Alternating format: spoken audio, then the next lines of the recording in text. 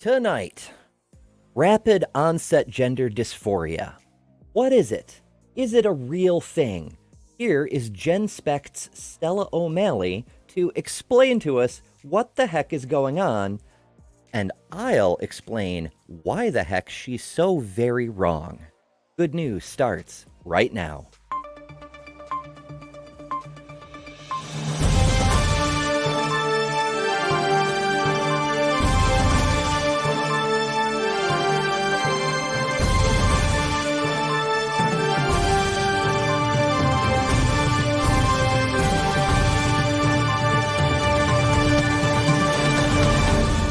Today we're going to be reviewing a video from Stella O'Malley on her own channel. She is known in the gender critical circles as a clinician. Her first claim to fame was producing a series of short videos where she would meet with young trans people and explain why they're wrong about how they feel about themselves. But that's not what we're talking about today. Today, she's releasing a video talking about her opinions about the long discredited hypothesis of rapid onset gender dysphoria. What could possibly go wrong? But lest I too heavily load the scales, let's let Stella speak for herself. Rapid onset gender dysphoria. This is a reasonably unknown condition that people who are speaking about trans or gay or anything to do with the gender wars these days need to know about it. So I'm going to stop her right there because it's so very misleading.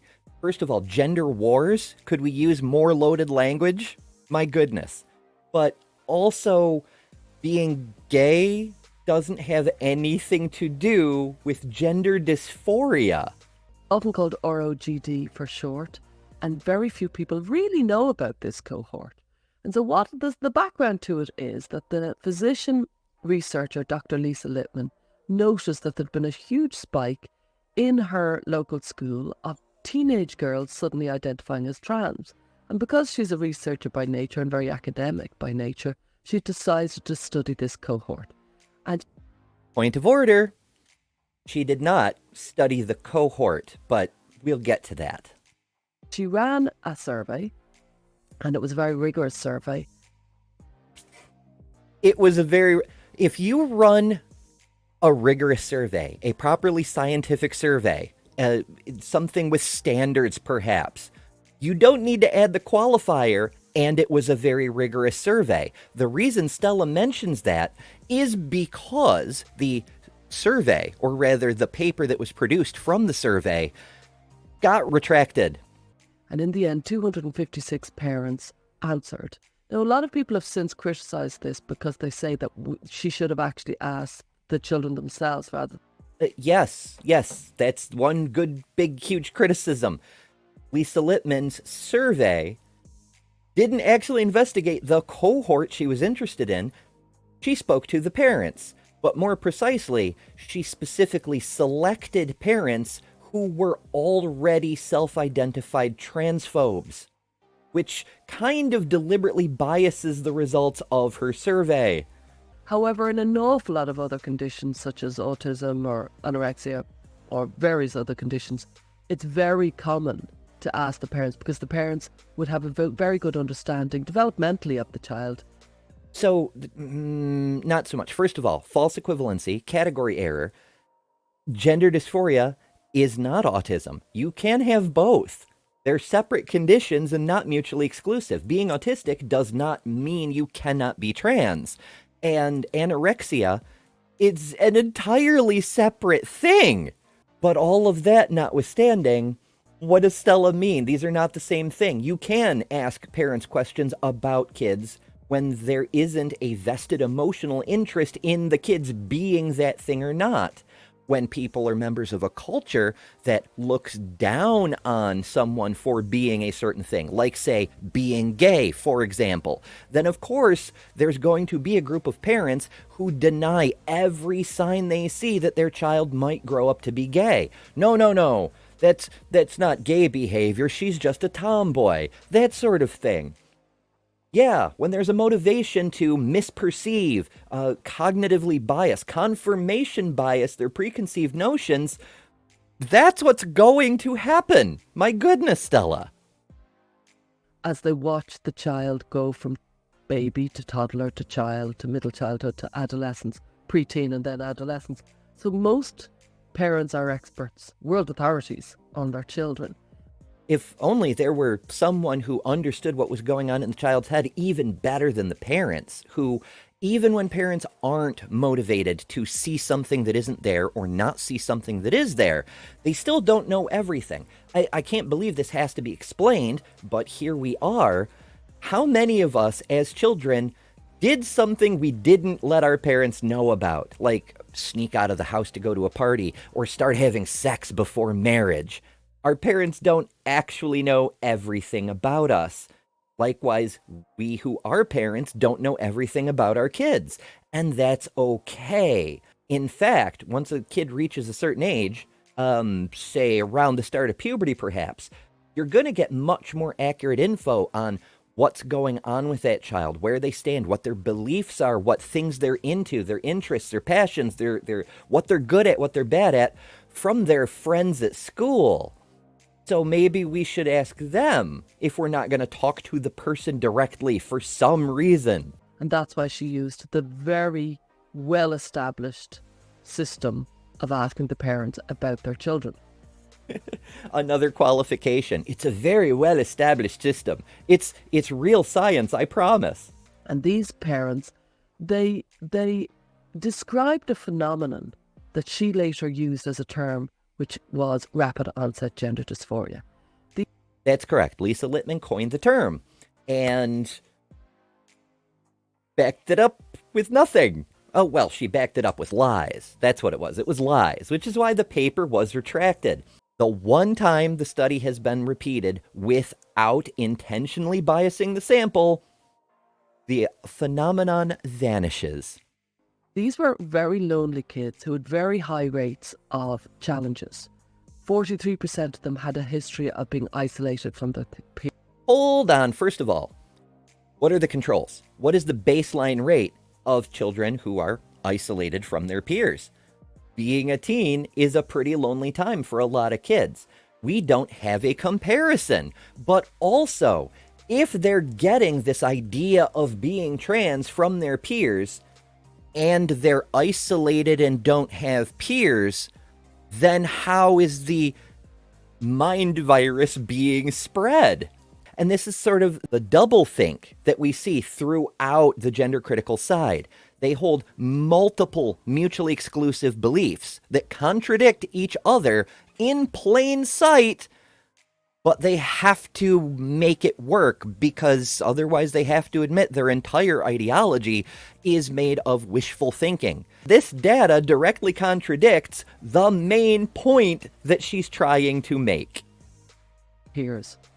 48% of them had a traumatic or stressful experience. Okay, this one, how is this relevant? How, again, no control data.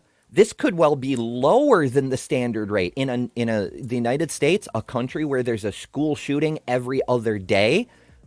I dare say most kids have at least one stressful or traumatic experience.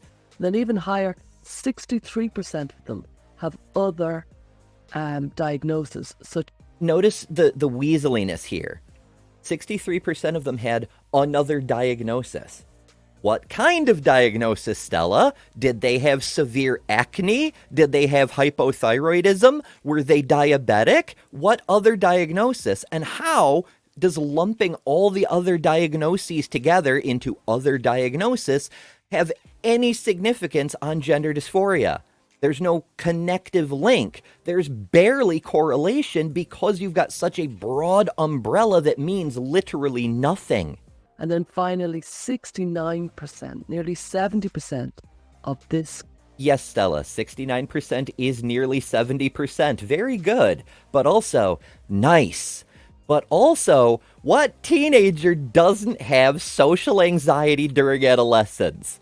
We need the control information. How many kids who didn't grow up to be trans had social anxiety? Is it more? Is it less?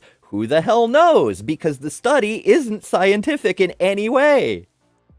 Cohort had social anxiety during adolescence. This is a highly vulnerable crowd of young people. They're very often quite gentle. They're very often quite compliant. They're good kids. They're so compliant. That's why they're breaking all the gender norms. But the jokes write themselves. But we're not here for that. So let's continue. They're cerebral kids. They're very often, quite a lot of them have been diagnosed as such. Quite a lot of them. We're just broad brushing, generalizing, taking unknown proportions and declaring characteristics about them. This is very scientific, folks. As gifted. Quite a lot of them have very high academic levels. They are very often kind of geeky. And you knew them in school if you're an adult. You knew that kind of cerebral, creative geek who's kind of amazing at school but a bit socially awkward. So, in her documentary series that first brought her into the international spotlight, Stella keeps referring to the trans kids that she meets as reminding her of herself. She says, oh, this could have been me if not for the grace of God, and the fact that no one knew trans was a thing when she was a child. And when she says shit like this is the cerebral gifted kid, a little geeky, it seems pretty clear that she's doing a self-insert thing into her own internal headcanon, a fan fiction, if you will. That's the ROGD kid. And they have been caught up in this identity, which is a trans identity. Some of them identify as trans, some of them identify as non-binary. There's a range of identities, there's loads of identities. And very often it's because they have been isolated, as I said, 43% had a history of being isolated, and very many of them had had a traumatic event happen to them. Almost half. Almost half. So a minority had something happen in their lives.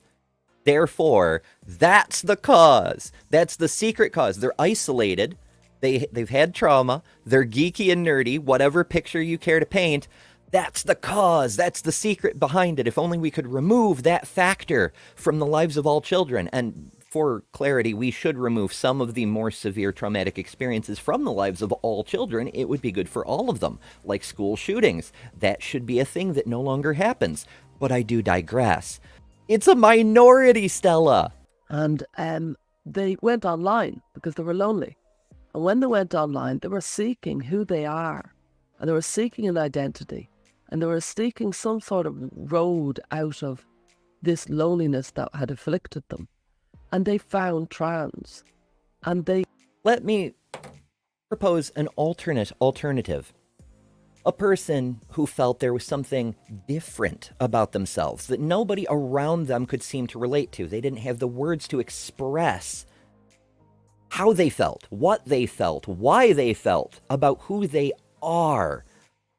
And then, like many kids, they, while being online anyway, started to run across other people who have the same thing going on as they do. And suddenly they had a word for what was up with them that they hadn't had before because no one teaches about this. And in many communities, they're the only ones. Could it be that when one discovers the word for what is going on with yourself, you suddenly start using that word? They often kind of went into a secret world once they found the world of LGBTQ. They might have incessantly or constantly watched YouTube videos of different YouTube influencers, and they watched them a huge amount. Hey, when you discover something new, something interesting to you, something that tells you something about yourself or teaches you a new skill or whatever, do you, by chance, binge watch it? Leave a comment down below if you've ever, say, discovered atheist YouTube and started watching all the backlog of the atheist experience for a little while, or discovered makeup tutorials and suddenly started watching a whole bunch of those so you can get a new technique down, or discovered car repair tutorials and started binge watching those so you could learn how to fix your own vehicle, or hunting, or literally any other interest you can think of. It's almost like when people find something that's useful to them, they watch a lot of it. Maybe. But also, How do we know that that's what they're doing? Because we only have the survey question answers from a deliberately biased group of parents, not anything from the kids themselves. Many of us trans people, us older trans people, we didn't have access to YouTube as children. It wasn't a thing, and yet we're still trans. So, it's not TikTok. It's not YouTube. It's not movies and media and whatever the hell. It's not video games. Let's blame video games for everything, or rap music, or whatever you want to cast the blame at. We exist. We've always existed. The only difference now is that people have more access to information to help them live a happier life. Very often at the beginning, they didn't even think they were trans. They just found it interesting. And they were they're thinkers. Counterpoint, Blair White. Not every trans person is a thinker. I mean, this seems like a compliment, but it's still a stereotype, right? You can't broad brush a whole group of people. Not all of us are geniuses. I don't have any data to suggest that there's a larger proportion of geniuses among the trans population than not. We just don't have information about this. So for Stella to just go by her vibes and try to, paint the entire community this way, it's just not science. It'd be cool if it's true, and maybe it is. We don't know. And Lisa Lippman found out in her study that, they often had multiple friends coming out as trans. So they're isolated and have to find information online, to find their community online. But also their friend group are all coming out as trans. The friend group they don't have because they're isolated and have to find a community online. Okay, this is totally coherent. I'm following. In and around the same period, which was statistically unheard of, because prior to the ROGD phenomenon, 1 in 10,000 girls came out as trans, and 1 in 10,000 boys came out as trans, and 1 in 30,000 girls came out as trans. Citation needed. As far as I've ever been able to determine, and I've dug pretty deep on most of these things, those numbers were made up by Abigail Schreier for her book Irreversible Damage, which is the book featuring Lisa Lippman's discredited study as its sole source of information. The fact of the matter is that until relatively recently, no one was tracking trans stats. I mean, even in the 1970s, when Blanchard, who will come up later, was doing his research on prison inmates, nobody even cared about AFAB trans people. No one was measuring them at all. So how the hell would we know how many in what number of births there were? Then suddenly, the ROGD phenomenon rocketed in the last 10-15 years, and now we have as much as 1 in 20 US college students identifying as trans. Well, high numbers of LGBT identification among the last of Gen Z and the first part of Gen Alpha, but that's all of LGBT. That's people who are identifying as bi are included in that number. And frankly, from what one can observe in the culture, pretty much everyone is at least a little bit bi, but that makes them part of LGBT, not necessarily trans. This is 4,000%. If there was a 4,000% rise in the number of Mars bars being sold, we would stop everything and think, what the hell is going on here? Would we stop everything? But also, when you're starting with very small numbers, it's pretty easy to get a very large number increase. Where are we getting that 4,000%? Is it's 4,000% higher than it was in 1901, before there were even gender clinics in the UK? How many is it today? Is it 4,000 kids? Because, that's not a really huge number compared to the millions of kids, Stella. These sorts of percentages presented without any context to tell you how many we're actually talking about and how long a period we're really looking at are literally meaningless. It's just, here's a big number. Be shocked, please. These are huge numbers. And now, we've all seen it around us. Like, nobody was talking about this phenomenon 10 years ago.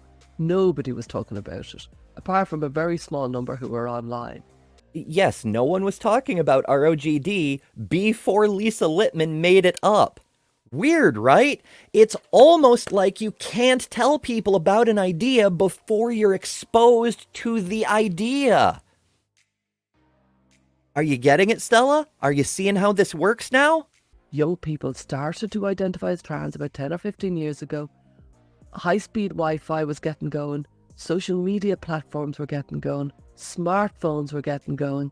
All this entire internet revolution was really gaining ground. Yes, technology is accelerating, and it's increasing our access to more information, which is generally speaking a good thing, although it's also increasing people's access to pseudoscientific nonsense, like the idea of rapid onset gender dysphoria, that dishonest actors like Stella keep putting forward without presenting the relevant information that the paper, the single paper that the whole thing is based on, was retracted for being bad science. Want to trans away the gay because you're afraid of it. Yes, that's what everyone does. Absolutely. We're like, oh, you know what? Gay people are largely accepted in modern society now.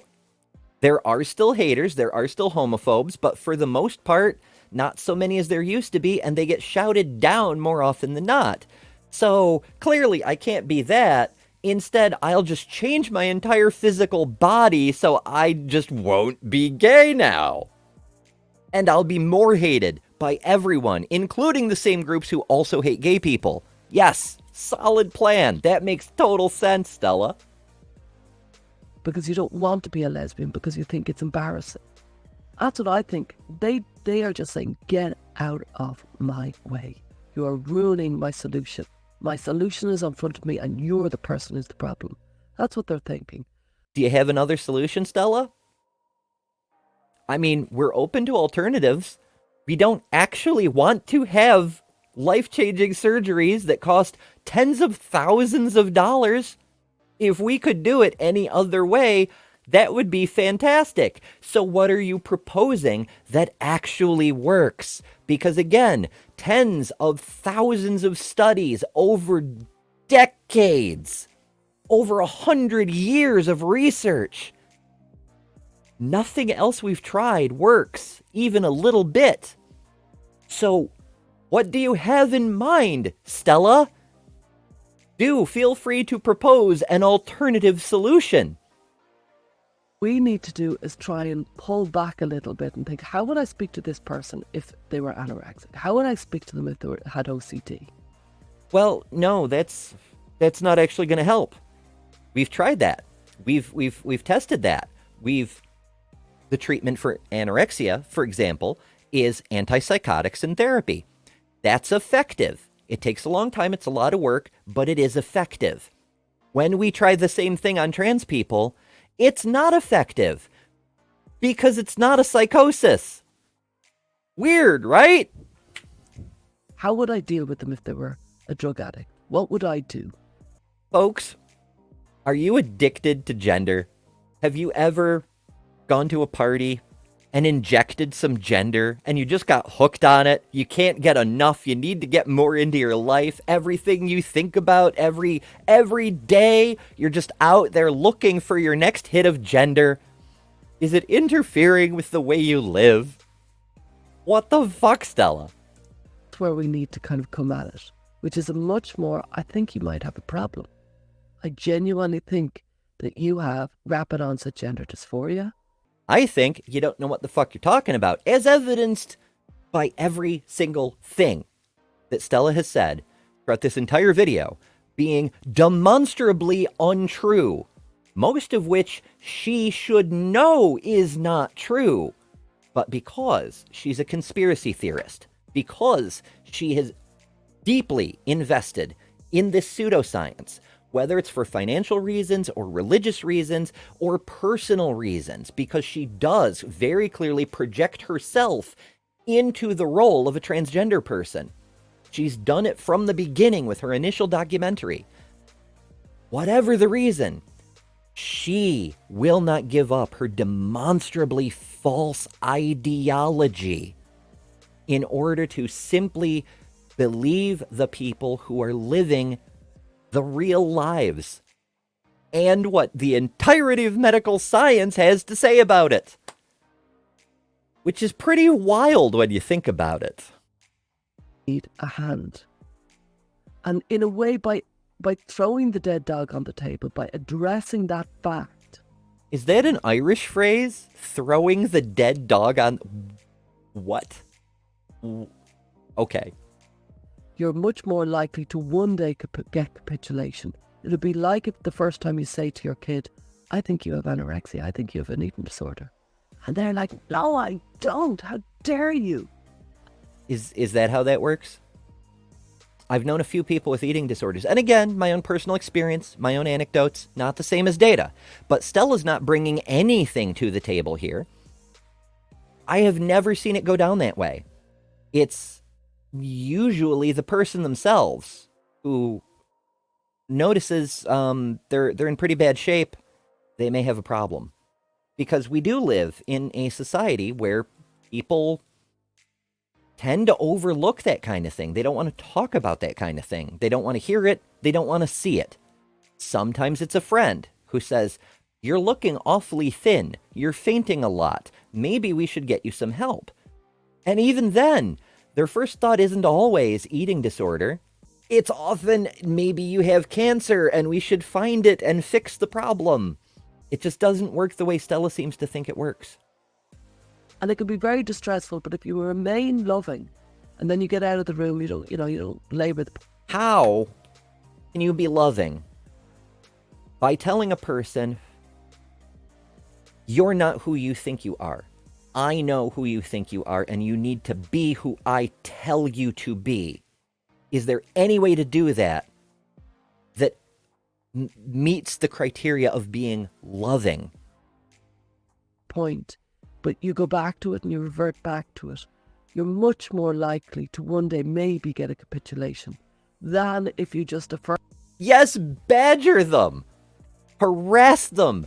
Endlessly, relentlessly, every moment of every day, and eventually, after years perhaps, like in the case of Erin Friday, who literally tortured her daughter for 2 years to force her to desist, eventually you'll get them to retract, get them to capitulate, torture them enough, and eventually they'll give up. That's how to be loving. Right, Stella? Solid advice. Is it any wonder that people in these organizations get classified as hate groups? And one more thing about Stella. As I mentioned at the beginning, not only does she do her own work, but she helped found GenSpect, which, like Segem, is a hate group classified by the Southern Poverty Law Center and found to be part of the anti-trans pseudoscience network connected with the Heritage Foundation, Project 2025, the Christian nationalists who want to turn women back into property and insist on strict gender roles for everyone. All of that, GenSpect is right there at the center of. So that's Stella. That's ROGD. And it is absolute bullshit. If you enjoy content like this, be sure to subscribe and join us on Patreon, patreon.com/TheTransPositions, and reap heaps and heaps of benefits. Our meme of the week was posted by the indomitable Bumblebee. And if you want to join the cult of gender addicts, do join us over on Discord. If you have good news about trans people that you'd like to see reported on in the future, you can tell us about that on the Discord as well. Thank you all for joining us for the Transpositions. I've been Ember Belrad.